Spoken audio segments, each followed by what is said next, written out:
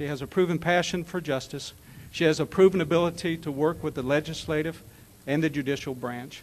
And she has proven herself as the secretary of 2 agencies as having the administrative ability to run a very, very important part of our government. So it's without hesitation, with great privilege, not only as a Pensacolian, but also as one who has served across this state, to introduce to you Holly Benson.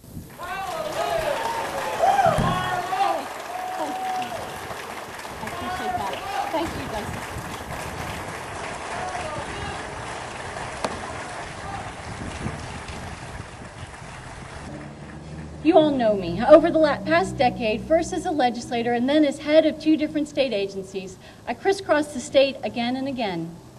And I am in awe of the diversity that our state has to offer. Beautiful beaches, swampland, orchards, launch pads. It is so easy to see why generations have migrated to this state that seems perpetually bathed in God's beautiful sunshine. Why they've been willing to risk the wrath of hurricanes and sometimes the teeth of gators to capture a piece of the Florida dream. Right, Mr. Mayor? But no matter where I go, Pensacola will always be home. It's a place that one of our former mayors, Vince Wibbs, called the western gate to the Sunshine State, where thousands live as millions wish they could. Even Ivan, with its terrible devastation, couldn't drive us away. We just rolled up our sleeves and, led by people like Garrett Walton, Dick and Carolyn Appleyard, and so many unsung heroes in neighborhoods across this community, rebuilt together. But now a new kind of storm is brewing in our state, maybe even more insidious than Ivan. Unemployment is at the highest level in a generation and continues to climb. The budget of state government has imploded, and deepening shortfall is measured not in millions, but in billions of dollars. And for the first time in generations, the population of Florida is actually shrinking. The lever of growth that has fueled our prosperity has been jammed into reverse, and at the worst possible moment. At a time when government needs to be at its most efficient, effective, and responsible, people are deeply troubled that government is even more out of touch, more out of control, expanding its power while abandoning the principles that made this state and this country great. Today we are at a tipping point, and the actions of public officials can either push us in the direction that fuels our decline or elevate us to new levels of prosperity and fulfillment. Every elected official has that choice to make and a role to play. Right, Marie? Yet few positions will be as crucial to the state of Florida as this position of Attorney General. Because I love Florida, because I understand and believe deeply in the principles that made this state great, today I'm announcing my candidacy for Attorney General.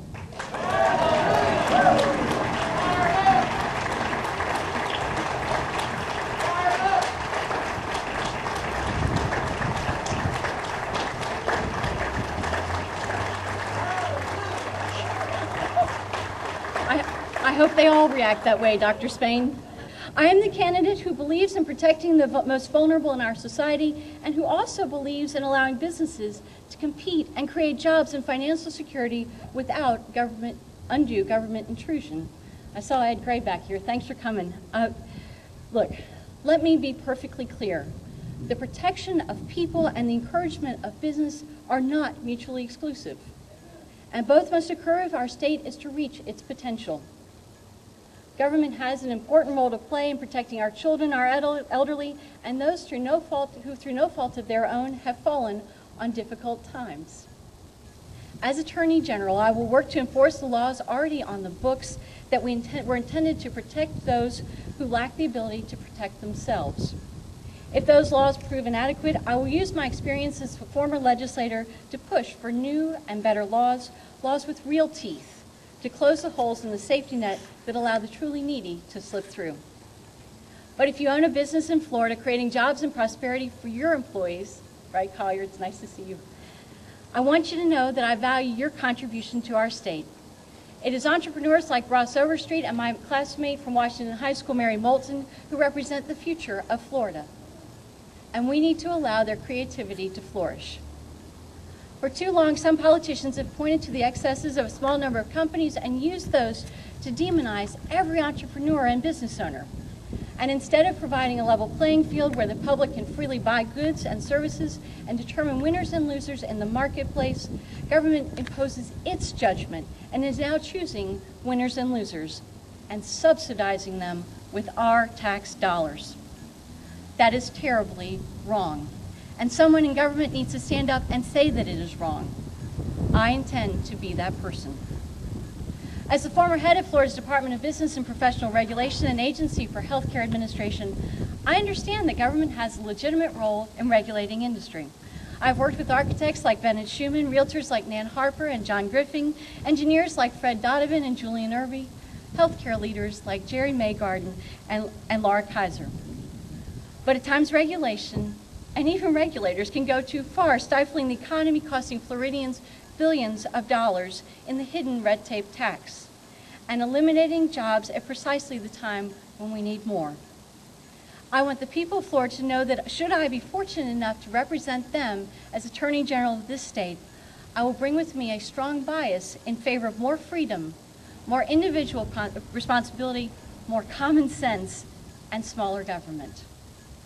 And yet that is just the opposite of the direction coming from Washington, D.C.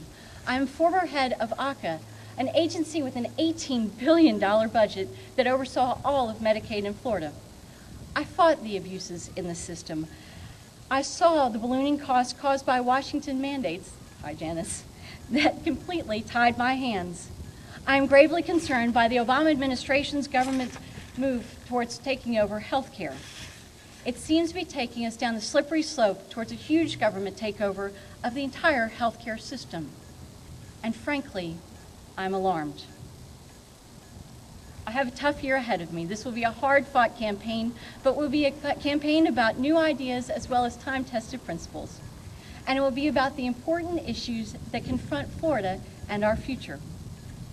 Will we take the path of bigger, more intrusive government, or will we return to the entrepreneurial-driven system that made this country great? The choice we make will determine our very future. You know me. You know that I see Florida as it can be, and I think you do too. A land of promise where children are free to play and learn, where businesses create jobs and families prosper, a haven for retirees.